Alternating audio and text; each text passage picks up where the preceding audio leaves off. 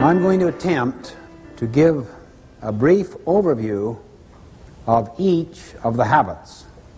It's like getting a kind of airplane view of the whole mountain range before we go down to explore the detail.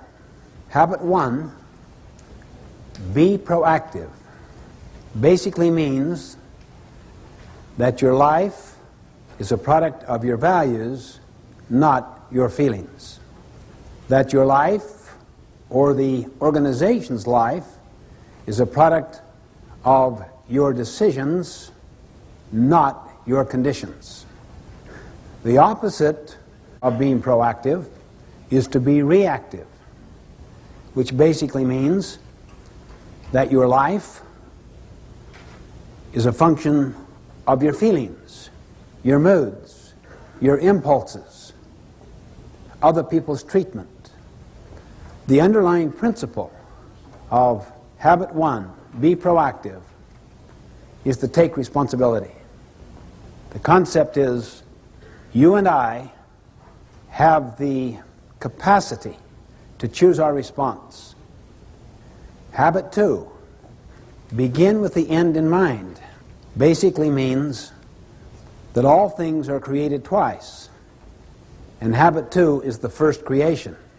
Habit 2, begin with the end in mind, means that you get a mental image, a picture of where you want to end up in this meeting, in this relationship, this year, in your life. To a company, it is the vision it has of its future. It is the creation of that vision. Habit 2 is based on the principle of vision, of purpose, of meaning, of mission.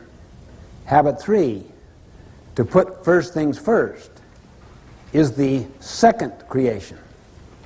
To put first things first means you decided what the first things were in habit 2. Now you have the discipline and the commitment to keep them first. The opposite of putting first things first is to put second or third or fourth things first. That's why many people really deeply value their family relationships, their health, their personal integrity. But they get caught up in the powerful social value systems, timetables and agendas of their culture. Never question it, so that the first creation has already been done for them, done to them, in the form of programs, scripts, that they never question.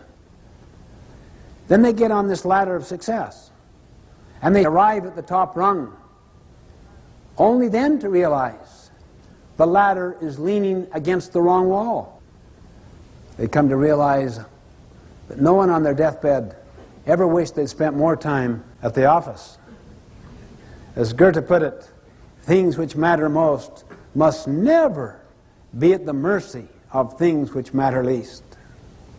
Habit 4, think win-win, is the habit of mutual benefit. The underlying paradigm or principle is abundance. There is plenty out there and to spare. So you don't have to be threatened by the strengths of other people. You can nurture competency around you higher than your own. It doesn't threaten you. You can share knowledge.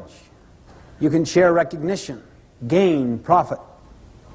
The opposite is scarcity, not abundance. It's like a piece of pie. There's only so much. If you get the recognition, I may not get it. If I share gain or profit with you, we will have less.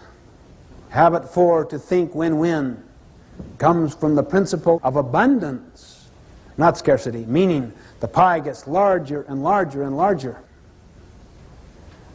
Habit 5, seek first to understand, then to be understood, is the habit of empathic communication, meaning you always seek to understand first. The teacher diagnoses, pre-assesses before teaching. The doctor diagnoses before prescribing. the attorney does discovery before developing his or her own case or brief. Understand first before you seek to be understood, before you seek to contribute, before you take action, before you have the basis for judgment. Habit 6, synergize, is the habit of creative cooperation, seeking to understand. We create something that was not there before. That takes high levels of cooperation. The principle behind habit 6 is the principle that 1 plus 1 can equal 3, 4, 10, 20, 1,000.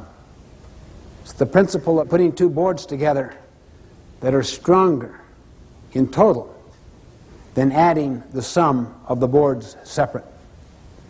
It's the principle of valuing differences, not tolerating differences, not accepting differences, celebrating differences. Habit 7 is called sharpen the saw. It is the principle of renewal, the principle of continuous learning, continuous improvement, getting better constantly. It's based on the principle that we have the capability of charging our own battery. The opposite of habit 7, sharpen the saw, is to just let the blade get dull, to let the mind atrophy, to let the body lose its tone and its vitality through junk food and no exercise and trying to live a life of hedonism, pleasure-seeking, rather than one of contribution and service. It renews each of the other 6 habits.